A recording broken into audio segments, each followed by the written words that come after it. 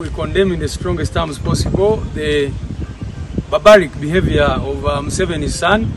You saw the pictures of our brother Eddie Mutwe, who has been missing since Sunday. All of us have been asking where he is until General Museveni's son, who happens to be the head of our military, came out to put pictures of Eddie Mutwe with his beard shaven, his face looking swollen, clearly with signs that he's being tortured and all that.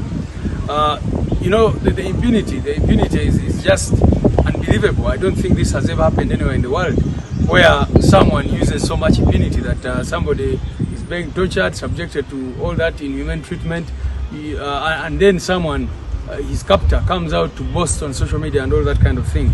So we condemn that in the strongest terms possible. Of course, today we wanted to have a gathering to stand in solidarity. Eddie Mutwe's mother, his children and wife were going to come and give testimony, talk about their father and what they are going through since he was taken. And they've been telling us how they've been traumatized from the time they saw the image that Museveni's son released and all that. So we condemn all this in the strongest terms possible.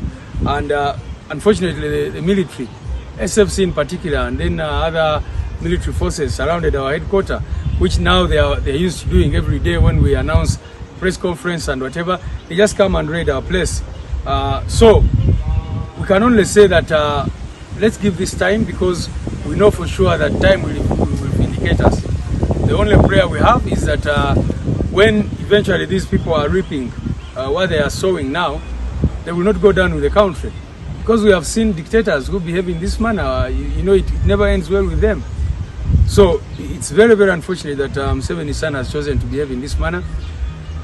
What Eddie Mutwe is going through is what thousands of our people have gone through, except that many of them we haven't seen their pictures paraded. But every time they've come out, they told you how they've been tortured, fingernails plucked out, all manner of things done to them. Some of them raped, sodomized, all sorts of things or crimes committed against these our people. So we condemn that in the strongest terms possible.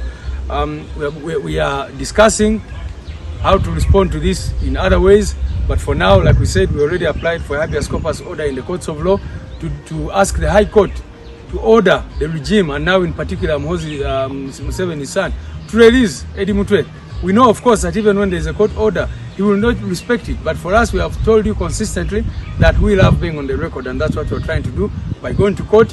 And finally, of course, we've told the people of Uganda time and again that dictators listen to protests. Dictators listen to action. So we've been telling the people of Uganda, whether you're in the diaspora, here in Uganda, to rise to the occasion and protest. Today is Eddie, tomorrow it is going to be you, it is going to be your friend, it is going to be your child, it is going to be your father. The impunity is growing and it is running out of hand. So we need to stop it before it is too late.